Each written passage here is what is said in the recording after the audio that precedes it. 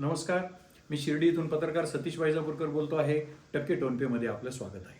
नगर जिल्हा हा राजकारणासाठी आणि राजकीय कुरघोड्यांसाठी प्रसिद्ध आहे. त्याची प्रचिती आज पाहायला मिळाली. आज नगर जिल्ह्याचे पालकमंत्री राधाकृष्ण विखे पाटील यांच्या विरोधात भारतीय जनता पक्षाचे युवा नेते विवेक कोल्हे यांनी शिर्डीतच म्हणजे विखे पाटलांच्या होम ग्राउंडवर निषेध मोर्चा काढला. त्यांचे समर्थक काळ्या फिती लावून आणि काळे झेंडे लावून विखे पाटलांच्या विरोधात निषेधाच्या घोषणा देत अप्पर जिल्हाधिकारी कार्यालयावर गेले. हे युवा नेते विवेक कोल्हे कोण आहेत? हे युवा नेते विवेक कोल्हे हे भाजपच्या माजी आमदार स्नेहलताताई कोल्हे यांचे चिरंजीव आहे आणि माजी मंत्री कैलासवासी शंकरराव कोल्हे यांचे नातू आहे.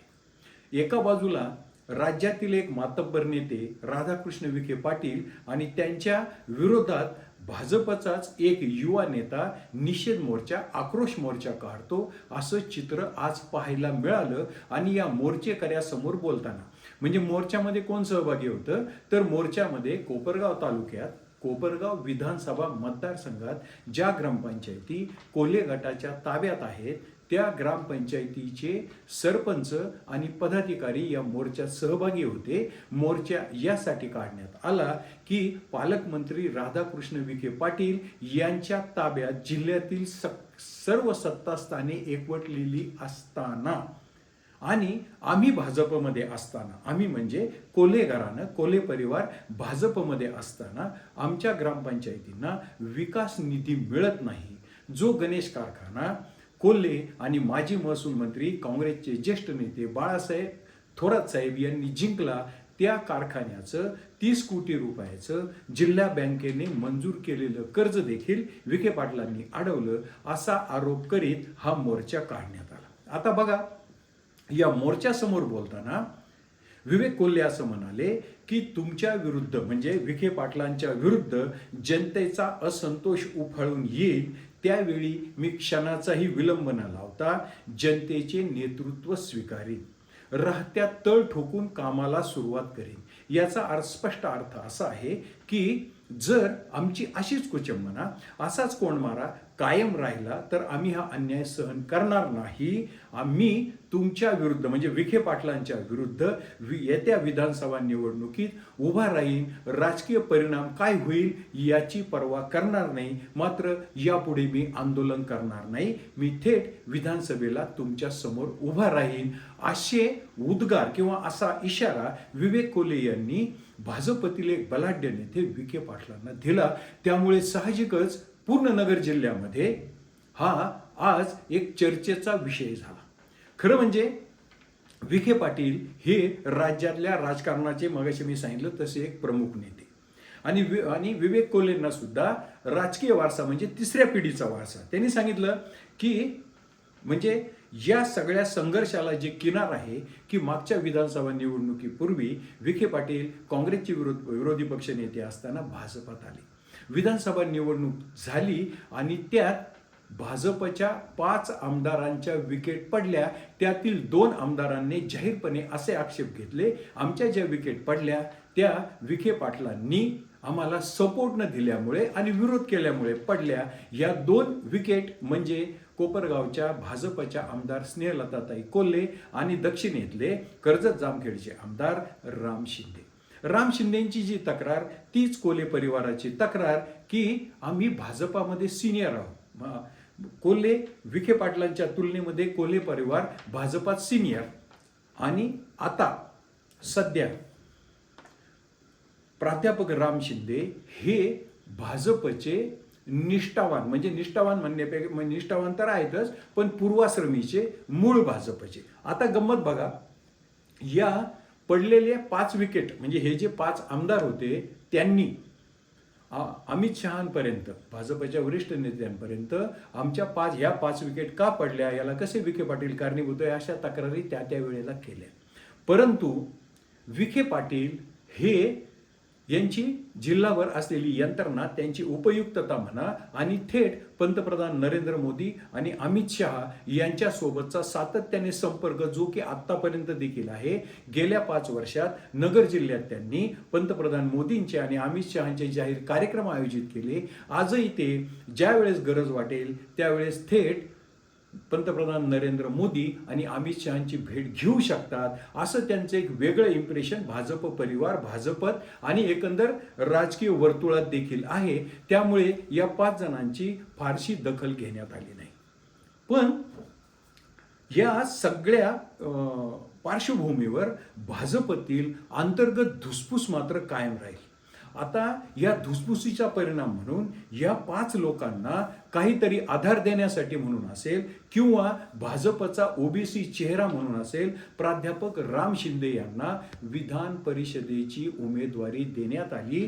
भाजपचे विधान परिषदेचे आमदार म्हणून आणि ओबीसी चेहरा म्हणून प्राध्यापक राम शिंदे हे आमदार झाले आणि तेव्हापासून त्यांनी विखे पाटलांवर, विखे पाटलांच्या विखे परिवारावर म्हणजे पितापुत्रांवर तोफा डागायला सुरुवात केली. आज तर ते दक्षिणेतून मी निवडणूक लढविणार असा दावा देखील करीत आहेत आणि विखे पाटलांवर उघडपणे त्यांनी टीका करायला सुरुवात केली आहे. गेल्या काही दिवसापासून आपण ते ऐकतो. आता इकडे कोल्हे परिवाराचं काय झालं तर कोल्हे परिवारासमोर वेगवेगळ्या अडचणी निर्माण झाल्या. कोल्हे परिवारातील 3ऱ्या पिढीचे विवेक कोल्हे यांनी म्हणजे ज्यावेळेस कोल्हे परिवारांचा आणि विखे पाटलांचा संघर्ष सुरूच होता. आता ह्या संघर्षाला ज्यावेळेस पंचायत समितीच्या निवडणुका जाहीर झाल्या त्यावेळेस बोलणी फिसकटली. कोल्हे परिवार आणि विखे परिवार किंवा विखे आणि कोल्हेंमधली बोलणी फिसकटली. पंचायत समितीनंतर निवडणूक आली गणेश कारखान्याची. गणेश कारखान्याच्या निवडणुकीत सुद्धा युतीची तहाची बोलणी फिसकटली. गणेश कारखान्याची निवडणूक जाहीर झाली आणि या निवडणुकीत अनपेक्षितपणे माजी महसूल मंत्री बाळासाहेब थोरात आणि युवा नेते विवेक कोल्हे यांची युती झाली आणि या युतीने विखे पाटलांच्या ताब्यात असलेला गणेश कारखाना हे एक मोठं राजकीय सत्ता केंद्र शिर्डी विधानसभा मतदारसंघातलं काबीज केलं. त्या पाठोपाठ विवेक कोल्हेंनी पुंतांबा, चितळी, वाकडी या मोठ्या ग्रामपंचायती ज्या की कोपरगाव मतदारसंघात आहेत त्या देखील काबीज केल्या. हे जरी होत असलं प्रत्यक्षात कोपरगाव विधानसभा मतदारसंघामध्ये मात्र कोल्हे परिवारासमोर वेगळीच अडचण निर्माण झाली. शिर्डी विधानसभा मतदारसंघामध्ये जशी गणेश कारखान्याच्या माध्यमातून कोल्हे आणि थोरात यांची युती तयार झाली तसे त्याचं रिफ्लेक्शन कोपरगाव विधानसभा मतदारसंघात पडलं आणि विखे पाटलांनी कोपरगावात जाऊन थेट कोपरगावचे आमदार आशुतोष दादा काळे यांची गॅरंटी घेतली. आता प्रॉब्लेम बघा कसा झाला की आशुतोष दादा काळे जे मागच्या निवडणुकीत 700-800 मताने विजयी झाले, पण त्यावेळेस जर विखे पाटलांनी राजेश परजणेंना त्यांचे मेवणे राजेश परजणेंना उभं केलं नसतं तर न जाणो कदाचित आमचा विजय झाला असता असा आक्षेप कोल्हे परिवाराचा आहे. आणि या सगळ्या घडामोडीच्या पार्श्वभूमीवर विखे पाटलांनी गणेश कारखान्याच्या निवडणुकीनंतर कोपरगावमध्ये जाऊन आमदार आशुतोष दादा काळेंची गॅरंटी घेतली. आता बघा मागच्या निवडणुकीत काय झालं. मागच्या निवडणुकीमध्ये आमदार आशुतोष काळे विजयी झाले आणि राज्यात नवीन समीकरण तयार झालं. काय समीकरण होतं.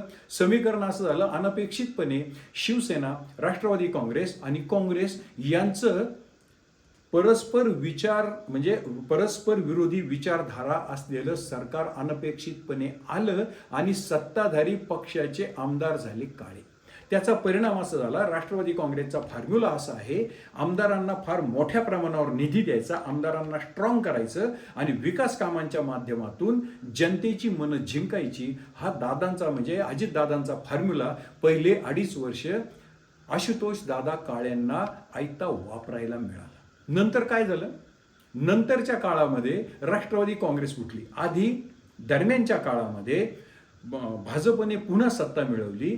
शिवसेनेमध्ये स्प्लिट झालं. शिंदे आणि फडणवीसांचं सरकार आलं. या सरकारामध्ये मात्र भाजपचे आधी केंद्रातल्या भाजपाचे प्रतिनिधी म्हणून कोल्हे स्नेहलताताई असतील किंवा विवेक भैया असतील हे सांगत होते की आम्ही सत्ताधारी आहोत. केंद्रात सत्ताधारी आहोत, पण 2.5 वर्षानंतर मात्र ते राज्यात देखील सत्ताधारी झाले, परंतु नाटकीय घडामोडीमध्ये. म्हणजे जसं शिंदे फडणवीस सरकारनंतर हे महायुतीचं सरकार आलं, अजितदादा इकडे आले, अजितदादांबरोबर आमदार काळे देखील इकडे आले आणि पुन्हा आमदार काळे सत्ताधारी पक्षाचे आमदार झाले. एवढंच नाही तर विखे पाटलांना एकाच आघाडीतले सगळे आमदार असल्यामुळे त्यांची गॅरंटी घ्यायला कुठलीही अडचण राहिली नाही आणि काळे हे सत्ताधारी आमदार झाल्यामुळं त्यांचा निधीचा जो पहिल्या 2.5 वर्षातला ओघ होता तो दुसऱ्या टर्ममध्ये म्हणजे दुसऱ्या 2.5 वर्षात देखील कायम राहिला. यामुळे अडचण सर्वाधिक कोणाची झाली असेल तर ती कोल्हे परिवाराची झाली. कोल्हे परिवार सगळ्या बाजूनी अडचणीत सापडला, जरी राजकीय दृष्ट्या अडचणीत सापडला.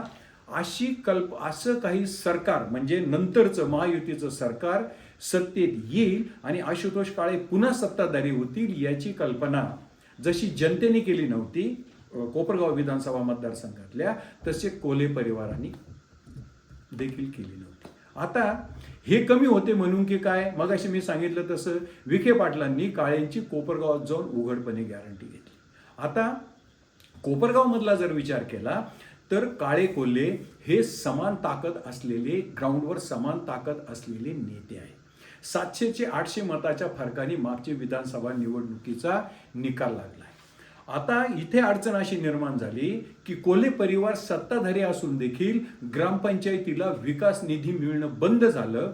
आमची कोंडी विखे पाटलांनी केली अशी तक्रार ते सातत्याने करायला लागले.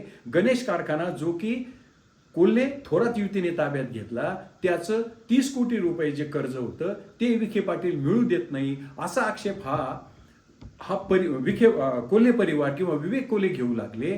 आणि ह्या चहूबाजूने झालेल्या कोंडीमुळे अस्वस्थ झालेल्या विवेक कोल्हेंनी आज थेट पालकमंत्री राधाकृष्ण विखे पाटील आणि कोपरगावचे आमदार आशुतोष दादा काळे यांच्या विरोधात थेट मोर्चा काढला आणि सांगितलं की आम्ही आता आंदोलने करणार नाही, आम्ही आता इशाराही देणार नाही, थेट तुमच्या विरोधात शिर्डीतून विधानसभा निवडणूक लढवू असा जाहीर इशारा त्यांनी म्हणजे विवेक कोल्हेंनी आज शिर्डीमध्ये येऊन दिला. ही घटना राजकीय दृष्ट्या किंवा जिल्ह्याच्या राजकीय पटलावरची आजची ठळक घटना आहे. आता हा जो इशारा विवेक कोल्हेंनी दिला, हा इशारा मूळ कशा करता आहे तर त्यांच्या कल्पनेमध्ये असा आहे की यापूर्वी या संघर्षाला, विखे आणि कोल्हे संघर्षाला 3 पिढ्यांची परंपरा आहे. त्यांनी सांगितलं की माझे आजोबा, आजच्या भाषणात त्यांनी सांगितलं, माजी मंत्री कैलासवासी शंकरराव कोल्हे विधान परिषदेला एका मताने पडले तुमच्यामुळे. माझे वडील बिपिन कोल्हे हे 2,500 मतांनी विधानसभा निवडणुकीत यापूर्वी पडले, ते तुमच्यामुळे म्हणजे विखे पाटलांमुळे. आणि माझ्या मातोश्री माजी आमदार स्नेहलताताई कोल्हे या 700 मतांनी मागच्या निवडणुकीमध्ये पडल्या, त्या केवळ तुमच्यामुळे. म्हणजे आता ह्या कोल्हे परिवारातल्या 3ऱ्या पिढीतील युवा नेता दंड थोपटतो आहे विखे पाटलांसारख्या एका मातब्बर किंवा मातब्बर नेत्यांच्या विरोधात. आता प्रश्न फक्त एकच आहे की हा विधानसभेला मी शिर्डीतून उभा राहीन, म्हणजे मी हे जे वाक्य उच्चारतो हे कुठलीही सनसनाटी निर्माण करावी यासाठी नाही, तर त्या वाक्याचं अत्यंत व्यवस्थितपणे रेकॉर्डिंग झालेलं आहे आजच्या भाषणातलं. आणि दुसरी गोष्ट, त्यांच्या प्रसिद्धी विभागाकडून ज्या प्रेस नोट देण्यात आल्या आहे त्याचं लीड सुद्धा आहे. वेळ पडल्यास मी किंवा अशीच परिस्थिती राहिल्यास मी शिर्डीतून विधानसभा निवडणूक लढवणार आहे असा इशारा विवेक कोल्हे यांनी दिलेला आहे. पण आता हा इशारा आहे की समेटाची, म्हणजे हा इशारा कशासाठी आहे? हा इशारा हा संघर्ष पुढे चालवण्यासाठी आहे की आगामी काळात समेट व्हावा. एका बाजूला मध्यभागी भाजपचे एखादे वरिष्ठ नेते, दुसऱ्या बाजूला हे 2 नेते, असं चित्र भविष्यात लवकर पाहायला मिळेल की हा टोकाचा संघर्ष वाढत जाईल आणि विधानसभेला विवेक कोल्हेंची उमेदवारी, मग ती अपक्ष असेल किंवा त्यांचे जे सहकारी आहेत माजी महसूल मंत्री राधाकृष्ण आपले महसूल मंत्री बाळासाहेब थोरात साहेब हे जर तोपर्यंत काँग्रेसमध्ये थांबले तर ते काँग्रेसकडून लढतील की अपक्ष लढतील की लढणारच नाहीत की हा इशारा समेटासाठी आहे हे आपल्याला लवकरच कळेल. पण एक गोष्ट मात्र खरी की आज कोल्हे परिवारामार्फत कोल्हे गटामार्फत विवेक कोल्हे यांनी तुमच्या विरुद्ध म्हणजे विखे पाटलांच्या विरुद्ध विधानसभा निवडणूक लढवण्याचा इशारा दिला आहे. मी या इशाऱ्याचं जे आजवरचं विश्लेषण केलं ते आपणास आवडलं असेल तर माझं टक्के टोनपे हे चॅनल सबस्क्राईब करा, लाईक करा, शेअर करा. जय हिंद, जय महाराष्ट्र.